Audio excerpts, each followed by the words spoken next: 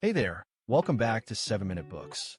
I'm Sam, and today we're diving into a tiny but powerful book by Debra Landwehr Engle called Sophie. I have to ask, did this one hit you as hard as it hit me? Oh, absolutely. It's one of those books that seems almost too simple at first, but then it just sticks with you. Engle's whole argument is that most of our prayers are actually making things worse. They're rooted in fear and control. Right?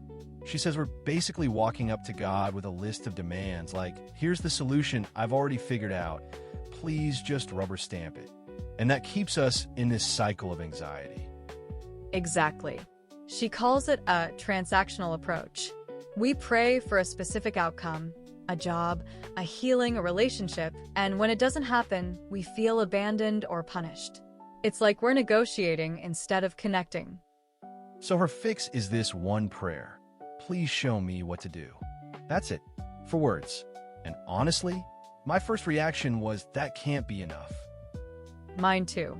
But then she unpacks why it's so powerful. Instead of telling the universe what we want, we're opening ourselves to guidance. We're admitting we don't have the full picture. And that takes a lot of pressure off, doesn't it? Because suddenly we're not responsible for the outcome anymore. We're just responsible for the next right step. Right.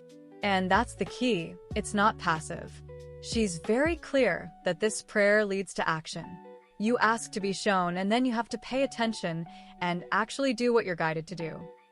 I love how she reframes the whole idea of surrender. It's not giving up, it's radical openness. You're saying, I trust that there's a bigger plan here, and I'm willing to be part of it. Exactly. And she talks about how this prayer heals the illusion of separation. When we're constantly begging, we feel like a beggar at a king's door. But asking for guidance puts us in a partnership with the divine. That's beautiful. And it works in every area of life. Like, she gives this example. Instead of praying for someone else to change, you pray to be shown what can do to be more loving in that situation.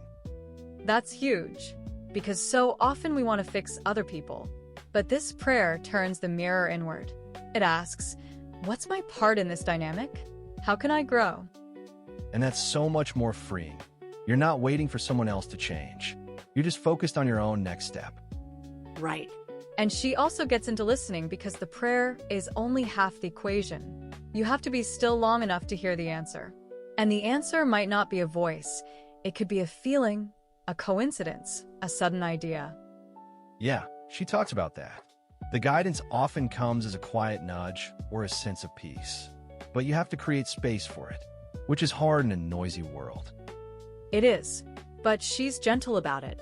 She says you'll forget, you'll fall back into old patterns, and that's okay. You just come back to the prayer. It's like a reset button. And what about the really hard stuff? Like, what if you're praying this prayer and someone you love still gets sick or dies? She addresses that head on. She does. And she doesn't promise it'll protect you from pain. Instead, she says the prayer helps you find meaning and peace the suffering. You ask to be shown how to carry the grief, how to take the next step toward healing. That's so much more realistic than just have faith and everything will be fine. It's a prayer for strength and presence, not for a magic escape. Exactly. And she also connects it to forgiveness. Instead of praying for the person who hurt you to apologize, you pray to be shown how to let go. It's about releasing your own resentment. That's the part that got me. The idea that holding a grudge is like drinking poison and expecting the other person to die. This prayer helps you drop the poison. Right. And ultimately, this book is about shifting from a life of fear to a life of faith. Not faith in a specific outcome, but faith that you're being guided toward your highest good. And that's the takeaway for me. I'm going to start using this prayer daily. Just please show me what to do, and then try to actually listen. That's a great takeaway. And honestly, if you want to go deeper, the whole library is over on 7minutebooks.com/app with over 6,000 fiction and nonfiction titles you can read or listen to in any language. It starts at $2.99 a month, $9.99 a year, or $19.99 once for lifetime access. So, one little prayer that can change everything. It's worth a try, don't you think? I think it is. Sometimes the simplest things are the most profound. We'll see you in the next one.